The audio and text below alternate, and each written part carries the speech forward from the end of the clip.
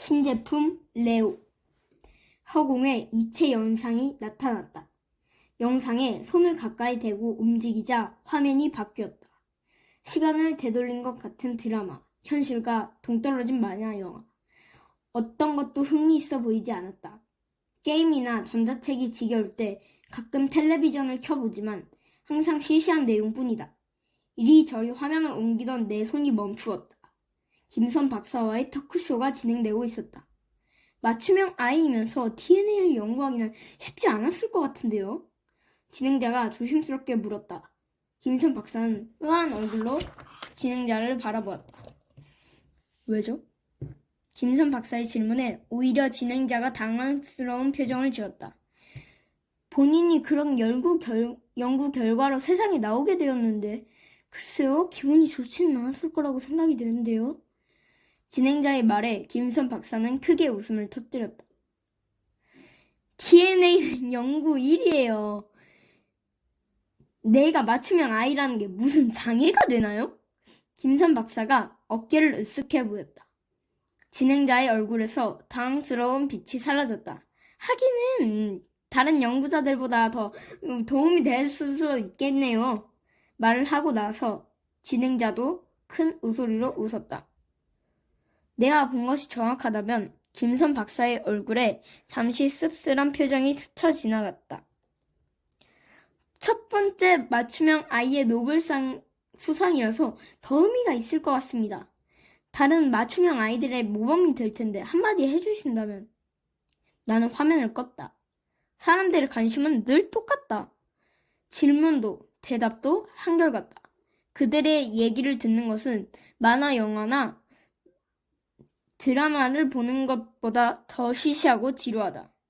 나는 방 안을 둘러보았다. 먼지 하나 없이 깨끗하게 정리된 방. 물건 흐트러짐 없이 제자리를 잡고 있다. 모두 도우미 로봇이 매일 정리를 해두기 때문이다.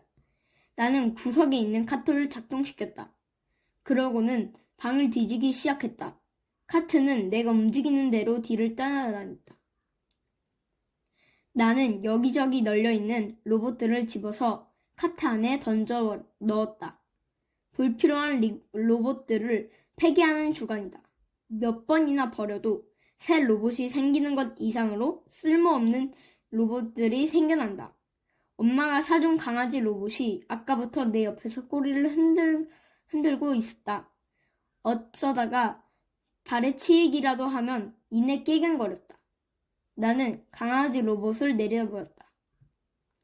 커다란 눈동자, 온몸을 뒤엎은 털, 연신 흔들어대는 꼬리, 아무리 봐도 진짜 강아지가 틀림없다. 어딘지 모를 한 곳을 쳐다보고 있는 것만 빼면 말이다. 나는 강아지 로봇을 그냥 두기로 했다. 그 대신 어항 속에서 둥둥 떠다니는 물고기 로봇을 꺼내기로 했다.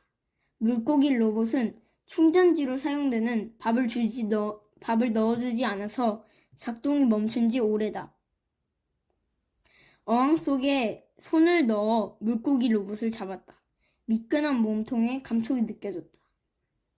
진짜 물고기를 만져본 적은 없지만 이 느낌과 별로 다르지 않을 것 같다.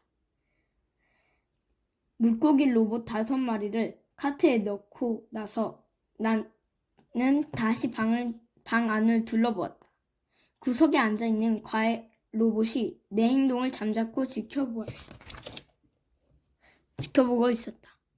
과외 로봇은 내가 공부하려고 할 때 책상 앞에 앉아있을 때만 작동하도록 되어 있다. 이 외에는 움직이지 않는다. 어쨌든 과외 로봇은 더 필요할지도 모르니 그냥 두기로 했다. 집 안에는 불필요한 로봇이 넘쳐나고 있었다. 심지어 한 번도 사용하지 않은 로봇도 있었다. 엄마는 새로운 로봇이 나올 때마다 집에 가져왔다. 새로운 것이라면 뭐든 주고 싶은 게 엄마 마음이야. 엄마는 내 머리를 쓰다듬으면서 말했다. 하지만 엄마가 가져오는 로봇은 내 관심을 끌지 못했다. 로봇은 로봇일 뿐 나에게 새로운 로봇이란 없었다. 나는 거실로 나왔다. 거실에는 내 방보다 훨씬 많은 로봇이 있었다. 뭘 찾고 있니? 내가 도와줄까? 도미 로봇이 다가와 말했다. 사람과 똑같은 모습을 하고 있지만 도미 로봇은 나와 눈을 마주치지 못한다. 아니? 내 말에 도미 로봇은 종종종 주방으로 들어갔다. 기계처럼 보이던 로봇이 사람과 같은 모습을 한 건 내가 태어나기 이전부터이다. 처음에 나온 안드로이드 로봇은 말만 안드로이드 로봇일 뿐이지 사람과 많이 달라 보였다. 하지만 지금은 그렇지 않다. 오른쪽 팔목에 새겨진 로봇의 고유 번호가 없다면 사람과 로봇을 구별하는 일은 쉽지 않다. 게다가 감정을 느끼는 로봇까지. 사람들은 신제품 로봇을 앞다투어 싸웠다. 하지만 감정 로봇은 아무나 살 수 없는 고가의 로봇이다. 그것을 가졌다는 것은 남들과 다른 계급이라는 걸 말해주는 것이었다. 과학은 미래를 향해 달려가지만 사람들은 계급을 나누던 과거로 돌아가는 것 같다. 하지만 그런 것들도 내 관심 밖이다. 나는 눈에 띄는 로봇을 카트 안에 쓸어 담았다. 시우 오빠! 나는 고개를 돌리지 않았다. 동생이 있으면 좋을 것이라며 엄마가 선물한 동생 로봇이다. 엄마가 지어준 이름은 시야. 우리 집에 있는 로봇 중에서도 제법 성능이 있는 로봇이다. 즐거운 감정이 입력된 감정 로봇이라 작은 일에도 금방 소리내어 웃는 아이이다. 아니, 로봇이다. 지금 뭐 하는 거야? 엄마가 알면 혼날 텐데. 시아가 내 일에 참견했다. 나는 대꾸하지 않았다. 그대로 청소 로봇을 카트에 담았다. 뭐가 즐거운지 시아가 갑자기 깔깔거렸다. 나는 시아를 홀컥 보았다. 시아도 내 눈을 똑바로 보았다. 그 순간 나도 모르게 이상한 기분이 들었다. 시아가 진짜 내 동생이라고 착각이라도 한 걸까?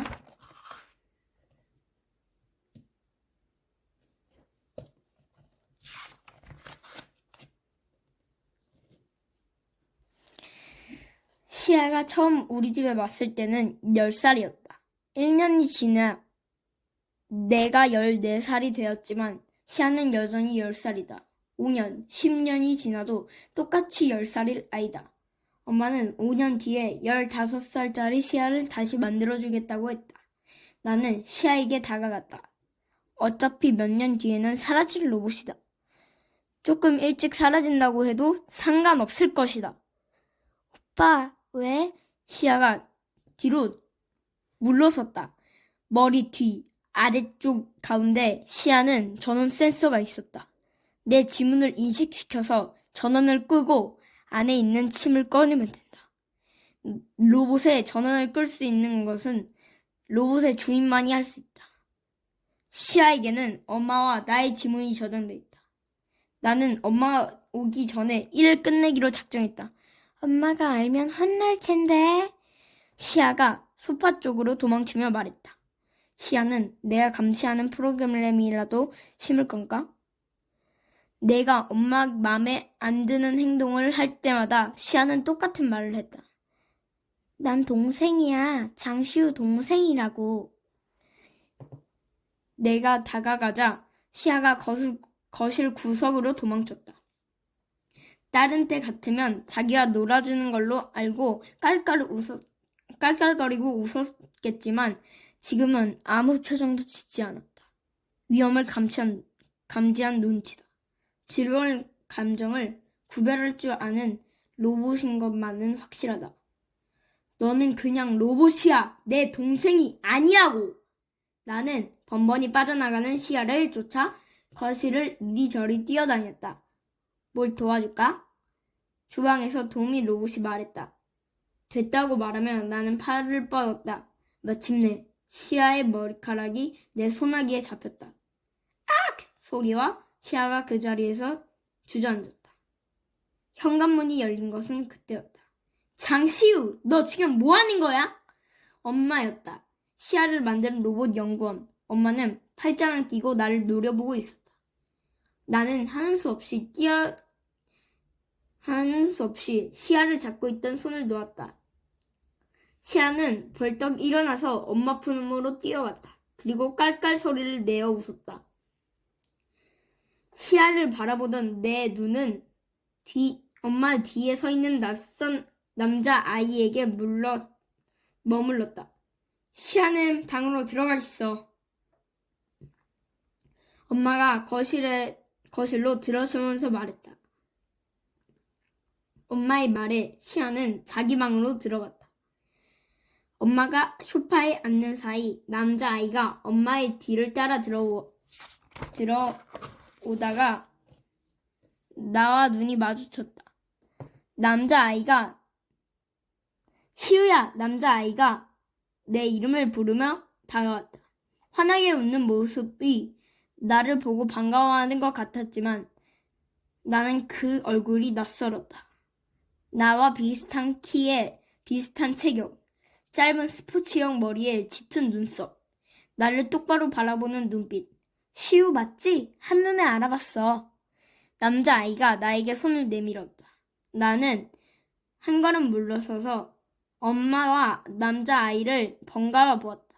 그 사이 다시 한번 아이와 눈이 마주쳤다. 아이는 멋쩍어하며 내 미손을 거두었다. 레오, 네 방에 들어가 볼래? 엄마가 남자아이를 보며 말했다. 남자아이는 고개를 끄덕이며 거실을 가로질러 갔다. 주방 옆에 빈 방으로 들어가는 모습이 우리 집에 와본 적이 있는 것처럼 자연스러웠다. 누구예요? 엄마에게 물었다. 새로 나온 로봇이야. 엄마가 대답했다. 나는 아이가 들어간 방 쪽을 보았다. 나와 눈을 맞추고 내가 한 걸음 물러섰을 때 살짝 얼굴을 찡그리던 표정을 분명히 보았다. 그런 표정을 짓는 로봇은 처음이었다. 게다가 나를 알고 있는 것 같은 태도, 자연스럽게 우리 집을 돌아다니는 행동 등 마음에 들지 않았다. 난 새 로봇 필요 없어요. 나는 모르게 퉁명스러운 말투가 나왔다. 레오 앞에선 말조심을 해야겠구나. 참, 저 아이 이름은 레오야. 레오나르도 다빈치 알지? 예술가이면서 과학자, 수학자이기도 했던 사람. 감성도, 이성도 풍부했던 사람이지. 거기서 따온 이름이야. 엄마가 웃어보았다. 저 로봇의 역할은 뭐죠? 남동생이요? 형? 아니면 형? 상관없지만 내 눈에는 안 띄게 해주세요. 내 말에 엄마의 얼굴에서 웃음이 가셨다. 레오는 엄마가 나를 똑바로 보았다. 뭔가 진지한 얘기를 꺼낼 때마다 엄마는 조금 뜨름을 들인다. 특별해. 사람과 아주 비슷하지. 감정을 느낄 수 있는 아이야. 엄마는 로봇이라는 말 대신 아이라는 말을 썼다. 감정을 느낄 수 있는 로봇은 많아요. 시아처럼요. 아니, 다른 로봇과 달라. 인간이 가지고 있는 모든 감정을 느낄 수 있어. 단 하나의 칩에 모든 감정이 들어가 있다고. 나는 그제야 나는 하나의 감정이 아닌 모든 감정을 가진 로봇이 일반 사람들에게 판매가 되고 있다는 말이 생각났다. 그리고 레오의 기억에는 내가 있어. 엄마가 덧붙였지만 나는 선뜻 그 말을 이해할 수 없었다. 경험이 입력했다는 얘기야. 인간과 같은 감정을 느끼기 위해서는 경험과 대한 기억이 필요해. 단일 감정 로봇처럼 상대방의 표정과 말투, 몸짓을 인식해서 웃고 우는 게 아니라 경험한 것을 기억해서 느끼는 감정이야. 그게 진짜 감정이지. 단일 감정 로봇과는 차원이 다른 어려운 개발이었지만 결국 성공했어. 나는 엄마의 말을 듣고 있었다. 감정 로봇에 대한 연구가 진행되면서 로봇의 경험과 기억, 감정의 연관성에 대해 들은 것도 같다. 하지만 별로 관심을 갖지 않았다. 내 표정을 보고 엄마는 좀 더 정확한 얘기를 해야겠다고 생각한 것 같았다. 감정 로봇은 추문하는 사람들의 로봇에게 자기가 원하는 기억을 입력할 거야. 로봇은 그런 기억을 떠올리며 감정을 느끼지. 그 기억들은 로봇이 감정을 표현하게 도와줄 테고 내가 겪은 일에 레오가 함께 있었다고 생각하면 돼. 1년 정도 레오가 집을 떠나 있었고 이제 다시 집으로 돌아온 것뿐이야. 레오랑 얘기를 할 때도 그 점만 알아두면 돼. 입력된 기억이라는 건 레오도 알고 있으니까 걱정할 필요는 없어. 엄마는 별거 아니라는 투로 말했지만 처음 보는 로봇과 내가 같은 경험을 가졌다는 사실이 쉽게 와닿지 않았다. 나이는 너랑 같아. 둘이 잘 지낼 거라고 믿는다. 엄마가 내 어깨를 두드렸다. 나는 엄마의 말을 이해하려고 애썼지만 나도 모르게 엄마의 손길을 피하고 말았다. 엄마의 얼굴이 굳어졌다. 그때 방문객이 왔음을 알리는 신호가 울렸다. 이름 민기현, 나이 46, 방문 기록 27회. 스피커에서 기계음이 흘려나왔다.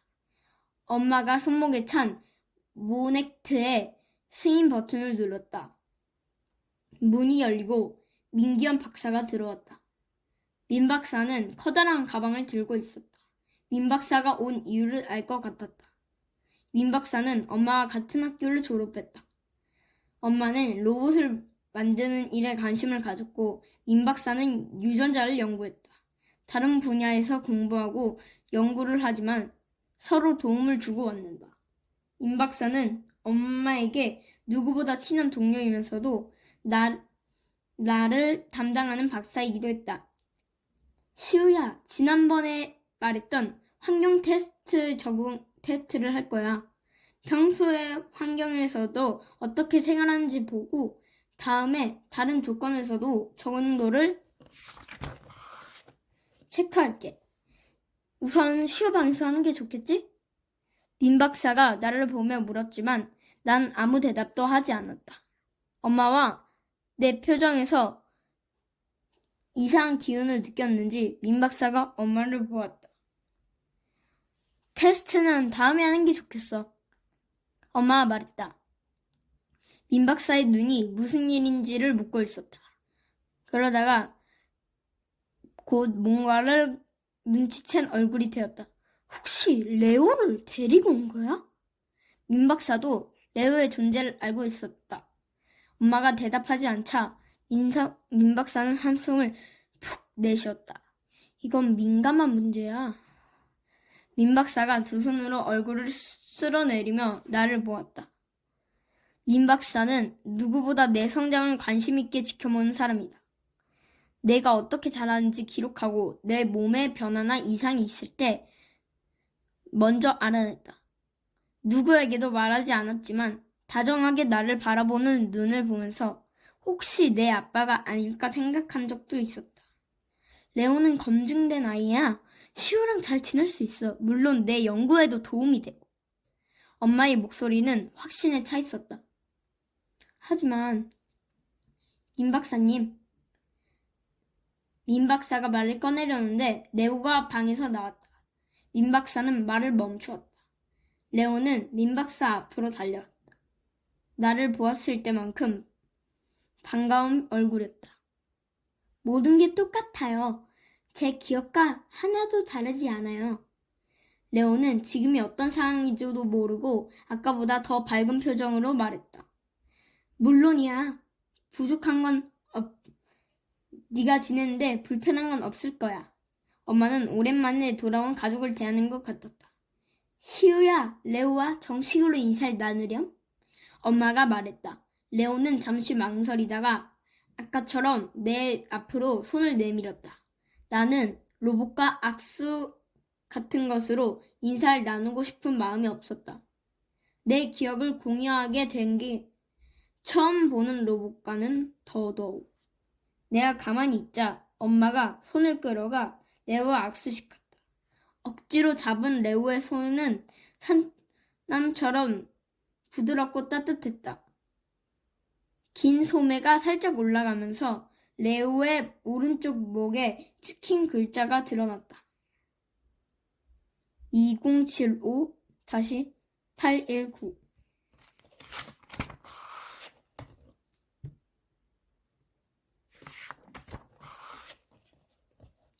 레오의 번호이다. 2075년 119번째로 생산된 로봇.